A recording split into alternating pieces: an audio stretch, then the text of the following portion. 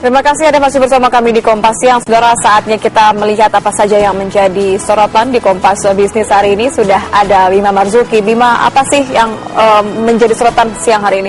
Ya, Nitya, jadi kami masih pantau terus nilai tukar rupiah ini yang pelemahannya sangat tajam sejak kemarin sore hingga pagi ini. Dan kami juga menyoroti akhir-akhir ini ada gerakan untuk menarik uang tunai di bank yang sebenarnya menurut kami gerakan ini tidak bijak juga. Kami akan jelaskan nanti kenapa, dan selengkapnya kita akan lihat segmen Kompas Bisnis pada siang hari ini. Saya Bima Marzuki.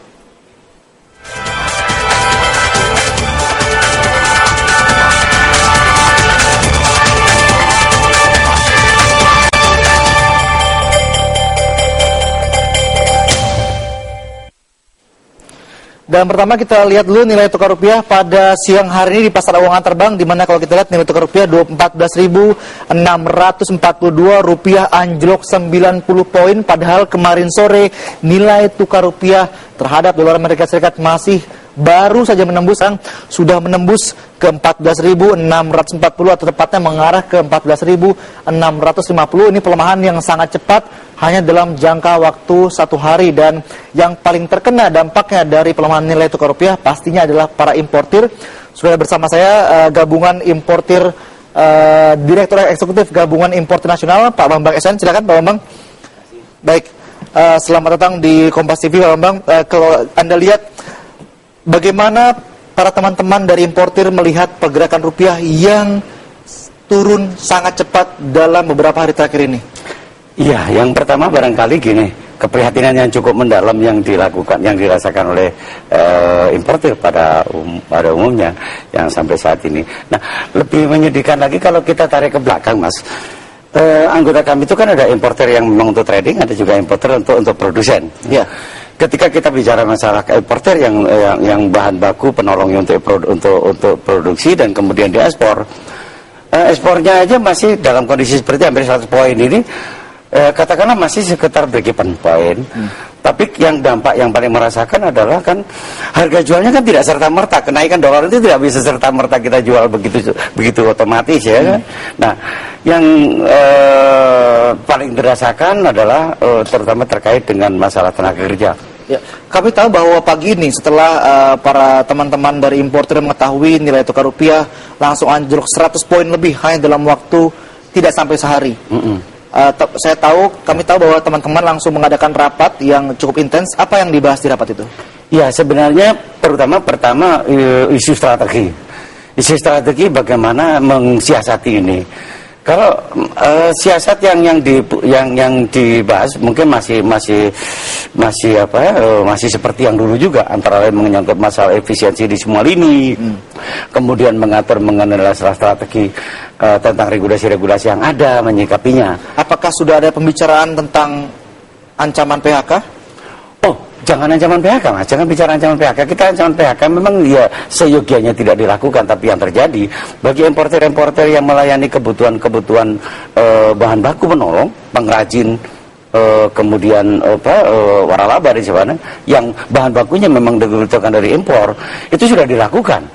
Bahkan saya mencatat ya. Sudah terjadi PHK? Sudah terjadi. Sebelum ada himbauan untuk tidak melakukan PHK itu, saya mencatat sekitar 60.000 sampai 70.000. Tapi dalam kurun waktu? Dalam kurun sampai hari raya. Hari raya 1 bulan Agustus berarti ya. Menjelang Lebaran. 60 sampai 70.000 di PHK. Tapi dari pihak Serikat Pekerja, yaitu kemarin data yang saya peroleh dari saudara saya Said Iqbal, itu sudah mencapai hampir 100.000. Hampir 100.000. Gitu.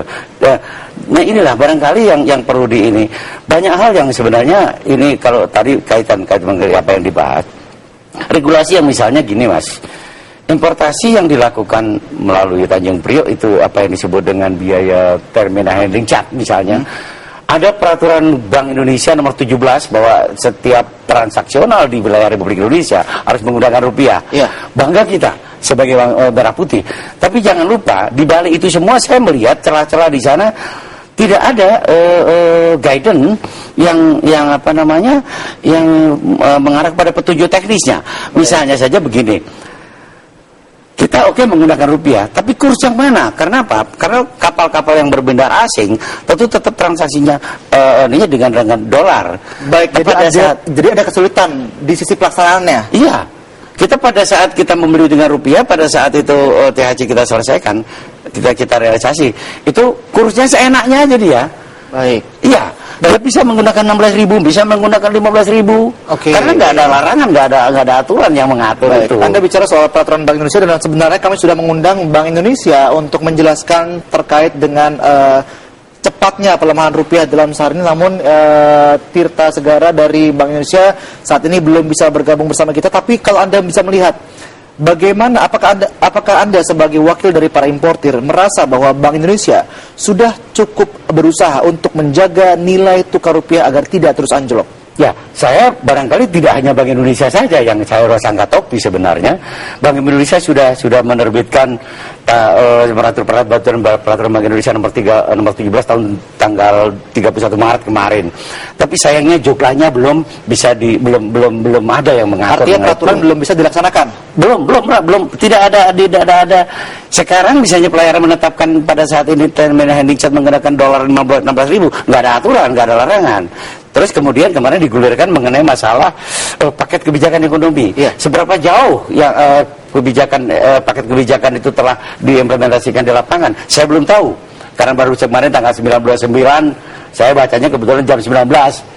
Itu sampai saat ini kalau ditanyakan manfaat, saya harus langsung ke lapangan apa yang terjadi. Baik, Pak Bambang, kita lihat nilai tukar rupiah ini melemah dengan cepat dalam beberapa pekan terakhir. Bahkan sejumlah analis sudah memperkirakan rupiah akan menuju ke 15.000 dalam waktu dekat. Kira-kira dari perencanaan atau dari perhitungan para importir sampai di level pelemahan nilai tukar rupiah, seberapa jatuh para importir masih bisa bertahan? Ya, sekarang kalau saya harus ngomong jujur, sebenarnya sekarang sudah jatuh. Tapi janganlah sampai jatuh itu terhimpit tangga, gitu Mas. Artinya gini, ketika nanti, ya tadi janganlah kita berdoa bersama-sama, jangan sampai terlalu ekstrim banget gitu ya. Ketika 15 ini saja, sekarang saja eksporternya sebenarnya diuntungkan, itu aja udah mengalami baru dalam posisi break-even point. Sekarang kita bayangkan kalau sampai 15, apalagi importer kan gitu. Ya. Makanya jangan terlalu dari total anggota Anda yang tergabung dalam gabungan importer, berapa yang sudah mem-PHK ketika pelemahan rupiah ini berlangsung belakangan ini? Oke, begini. Kalau importernya itu sendiri, itu masih bisa mensiasati karena dia juga ada yang trading, ada juga untuk kebutuhan bahan baku penolong yang diperuntukkan buat produsen. Tapi jangan lupa, bahan-bahan baku ini tadi berdampak seperti saya ceritakan, seperti pengrajin. Ya. Mulai dari katakanlah Tanggulangin sampai dengan mana nih Cibaduy dan sebagainya, 30%-nya paling tidak menggunakan barang baku impor. Ya. Nah, pengrajin-pengrajin ini sangat ketergantungan dengan bahan baku impor tadi, di mana importasinya ketika itu importernya melakukan satu sikap wait and see, apa yang terjadi? Produksi tidak perlu berhenti loh Mas. Ya. Ketika itu mungkin, saya nggak mungkin ngambil, nggak mungkin terangkat, lebih baik saya PHK. Itu yang saya katakan tidak langsungnya. Baik. Kalau secara langsung importer hanya mengalami kerugian-kerugian yang memang dengan tambah sulam ini dan itu dan sebagainya. Baik, terima kasih telah berbagi kepada kami Pak Bambang SN dari Gabungan Importir Indonesia. Terima kasih telah bersama kami di Kompas Bisnis.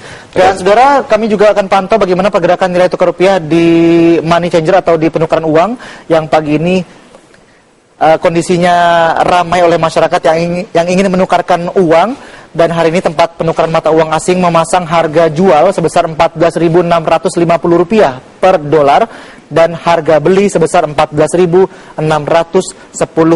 Dan biasanya lonjakan penukaran uang akan terlihat mulai siang nanti.